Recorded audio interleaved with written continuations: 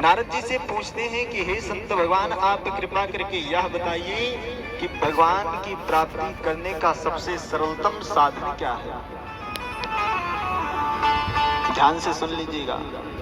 अगर भगवान को पाना है तो इन 3 बातों को अगर आप लोग ध्यान में रख लेंगे तो भगवान आपको अवश्य ही मिल जाएंगे। सुखदेव जी कहते हैं, दया सर्वभूतेषु संतुष्टयः येन केनवा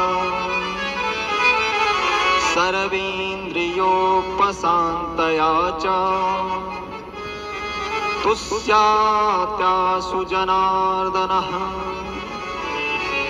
सबसे पहले सर्वभूतेषु दया, दया करने सीखो कि हमें दया करना चाहिए, एक दूसरे के ऊपर दया करना चाहिए, उसका साथ देना चाहिए। लेकिन आजकल लोग क्या करते हैं, अगर रोड पे किसी का एक्सीडेंट हो जाए, तो सबसे पहले फोटो खींचते हैं, फोटो खींच के उसको वायरल करते हैं, उसको उठाते नहीं हैं कि उठा करके उसका सहयोग करें। किसी के दुख में जाते हैं तो फालतू प्रपंच करते हैं, भीड़ इकट्ठा करते हैं, लेकिन दया नहीं दिखाते हैं। और अगर आप दया करना सीख गए तो भगवान को पाने का पहला मार्ग को आप पा गए। और फिर दूसरी बात कहते हैं, संतुष्टयः येन केनवा। भगवान का दिया हुआ जो कुछ भी है उसी में संतुष्ट रहिए, उसको अनुग्रह मान करके उसी में अपना जीवन व्यतीत कर लीजिए। क्योंकि बचपन की एक कहानी है, उसको आपको सुना रहे हैं। एक गबड़ौला होता है और एक पुष्प पर बैठने वाला एक पक्षी होता है, कीड़ा मतलब वही पंखी, भावरा मान लीजिए, कुछ भी मान लीजिए, जो पुष्प से बहुत प्रेम करते हैं। दोनों में आपस में मित्रता होती है, और जब मित्रता होती है तो पहले गबड़ौला उस पक्षी को बुलाते हैं, उस मधुमक्खी को बुलाते हैं कि हे मित्र, आप हमारे घर पर आइए। और वह मधुमक्खी गबड़ौला के घर आती है, मतलब उसी गोबर पे आती है। और जब आती है तो वह तो सुगंध में रहती थी, पुष्प पर रहती है मधुमक्खी, उसको कितना महक मिलती है। इस पुष्प पे नहीं मिला तो दूसरे पुष्प पर जाकर के बैठ जाती है। लेकिन जब वह अपने मित्र के घर आई तो उसको भी एक अनुग्रह मान ली कि हो सकता है भगवान हमको इतनी देर के लिए यहाँ पर भेजे थे।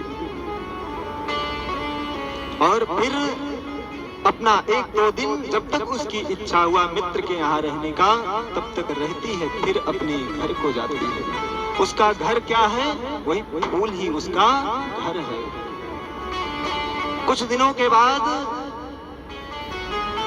वही मधुमक्खी अपने मित्र को बुलाती है, गबड़ौला के पास जाती है कि हे मित्र, अब हमारी इच्छा है कि आप भी हमारे घर आइए।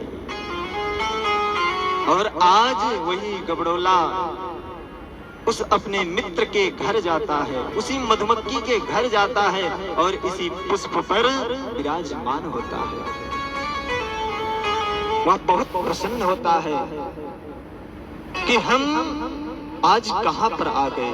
और फिर जब अपने बारे में सोचता है तो उस बात को याद करता है कि जब हम अपने मित्र को बुलाए थे अपने घर तो हमारे मित्र को कितना कष्ट हुआ होगा। और फिर वही पुष्प एक माली आता है, तोड़ कर ले जाता है। माली अपने घर ले जाता है और घर ले जाकर के फिर मंदिर में ले जाता है। और जब यही पुष्प और मधुमक्खी और गबड़ौला एक साथ भगवान के चरणों में बैठते हैं तो वह कहता है, वाह प्रभु, आज हम भी धन्य हो गए लेकिन आज तक हमको जो मिला था उसी में अपने आप को संतुष्ट माने थे। इसलिए अगर हम सभी लोग भी अपने आप में संतुष्ट रहेंगे तो एक ना एक दिन ऐसे सद्गुरु की प्राप्ति होगी, ऐसे सद ब्राह्मण की प्राप्ति होगी, ऐसे संत भगवान की प्राप्ति होगी जो हमको हरि से जोड़ देंगे।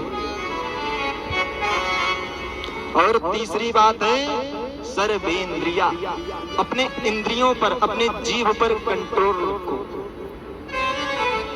आजकल के लोग जीव को ही इतना नहीं बढ़ा दिए हैं कि जो इच्छा आए वही खाने लगते हैं। बाहर के फालतू चाट टिक्की, कोई स्वच्छता नहीं है, कोई पवित्रता ही नहीं है।